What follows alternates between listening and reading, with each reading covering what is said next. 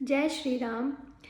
श्रीमद् भगवद गीता के चौथे अध्याय का 42वां अंतिम श्लोक।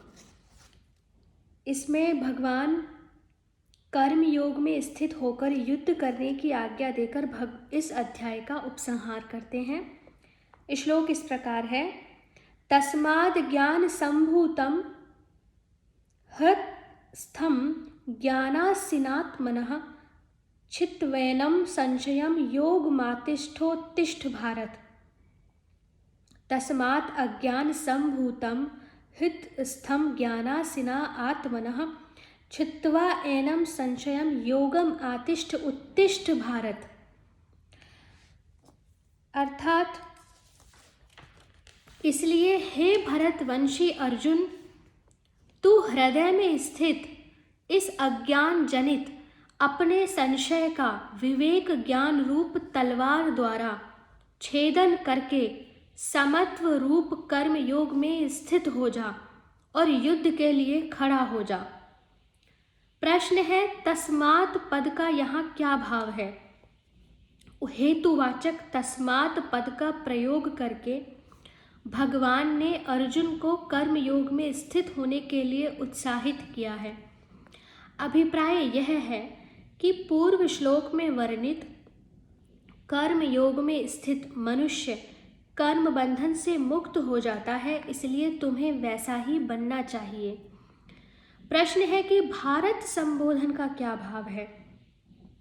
उत्तर है, भारत संबोधन से संबोधित करके भगवान राजऋषि भरत का चरित्र याद दिलाते हुए यह भाव दिखलाते हैं कि राजऋषि भरत बड़े भारी कर्मठ साधन परायण उत्साही पुरुष थे।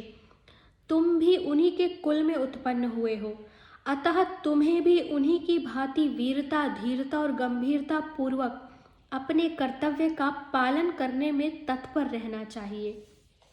प्रश्न है, एनम पद के सहित संशयम पद यहाँ किस संशय का वाचक है और उसके साथ अज्ञान संभूतम और हृतस्थम इन विशेषणों के प्रयोग का क्या भाव है?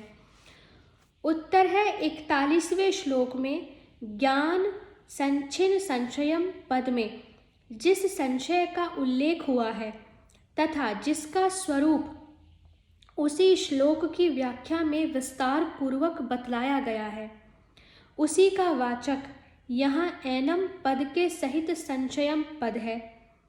उसके साथ अज्ञान संभूतम विशेषण देकर भगवान ने यह भाव दिखलाया है कि इस संशय का कारण अविवेक है, अतः विवेक द्वारा अविवेक का नाश होते ही उसके साथ साथ संशय का भी नाश हो जाता है। हृतस्थम विशेषण देकर यह भाव दिखलाया है कि इसका स्थान हृदय यानी अंतःकरण है, अतः जिसका अंतःकरण अपने वश में है उसके लिए इसका नाश करना सहज है। प्रश्न है, अर्जुन को उस संशय का छेदन करने के लिए कहने का क्या अभिप्राय है? क्या अर्जुन के अंतःकरण में भी ऐसा संशय था? उत्तर है, पहले युद्ध को उचित समझकर ही अर्जुन लड़ने के लिए तैयार होकर रणभूमि में आए थे और उन्होंने भगवान से दोनों सेनाओं के बीच में अपना रथ खड़ा करने को कहा था। फिर जब उन्होंने दोनों सेनाओं में उपस्थित अपने बंधु बांधवों को मरने के लिए तैयार देखा तो मोह के कारण वे चिंता मग्न हो गए और युद्ध को पाप कर्म समझने लगे। इस पर भगवान के द्वारा युद्ध करने के लिए कहे जाने पर भी वे अपना कर्तव्य निश्चय न कर सके और किम कर्तव्य विमूढ़ होकर कहने लगे कि मैं गुरुजनों के साथ कैसे युद्ध कर सकूंगा, मेरे लिए क्या करना श्रेष्ठ है और युद्ध में किसकी विजय होगी इसका कुछ भी पता नहीं है, तथा मेरे लिए जो कल्याण का साधन हो आप मुझे वही बतलाइए, मेरा चित्त मोहित हो रहा है। इससे यह बात स्पष्ट हो जाती है कि अर्जुन के अंतःकरण में संशय विद्यमान था।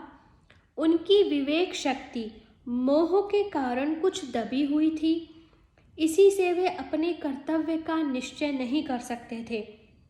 इसके सिवा 6ठे अध्याय में अर्जुन ने कहा है कि मेरे इस संशय का छेदन करने में आप ही समर्थ हैं, और गीता का उपदेश सुन चुकने के बाद कहा है अब मैं संदेह रहित हो गया हूँ। एवं भगवान ने भी जगह जगह अर्जुन से कहा है कि मैं जो कुछ तुम्हें कहता हूँ उसमें संशय नहीं है, इसमें तुम शंका न करो। इससे भी यही सिद्ध होता है कि अर्जुन के अंतःकरण में संशय था और उसी के कारण वे अपने स्वधर्म रूप युद्ध का त्याग करने के लिए तैयार हो गए थे। इसलिए भगवान यहाँ उन्हें उनके हृदय में स्थित संशय का छेदन करने के लिए कहकर यह भाव दिखलाते हैं कि मैं तुम्हें जो आज्ञा दे रहा हूँ उसमें किसी प्रकार की शंका न करके उसका पालन करने के लिए तुम्हें तैयार हो जाना चाहिए। प्रश्न है, यहाँ अर्जुन को अपने आत्मा का संशय छेदन करने के लिए कहने का क्या भाव है? इससे भगवान ने यह भाव दिखलाया है कि तुम मेरे भक्त और सखा हो, अतः तुम्हें उचित तो यह है कि दूसरों के अंतःकरण में भी यदि कोई शंका हो तो उनको समझाकर उसका छेदन कर डालो, पर ऐसा न कर सको तो तुम्हें कम से कम अपने संशय का छेदन तो कर ही डालना चाहिए। प्रश्न है, योग में स्थित हो जा और युद्ध के लिए खड़ा हो जा, यह कहने का क्या अभिप्राय है? इससे भगवान ने अध्याय का उपसंहार करते हुए यह भाव दिखलाया है कि मैं तुम्हें जो कुछ भी कहता हूँ तुम्हारे हित के लिए ही कहता हूँ, अतः उसमें शंका रहित होकर तुम मेरे कथनानुसार कर्म योग में स्थित होकर फिर युद्ध के लिए तैयार हो जाओ। ऐसा करने से तुम्हारा सब प्रकार से कल्याण ही होगा। ओम तत्सदिति श्रीमद्भगवद्गीतासूपनिषत्सु ब्रह्म विद्यायां योगशास्त्रे श्रीकृष्णार्जुन संवादे ज्ञान कर्म संन्यास योगो नाम चतुर्थो अध्यायः। और हमने सफलतापूर्वक श्रीमद् भगवद गीता के 4 अध्याय पढ़ लिए हैं। ईश्वर की कृपा रही तो हम आगे के संपूर्ण अध्यायों का पाठ करेंगे। हरे कृष्णा।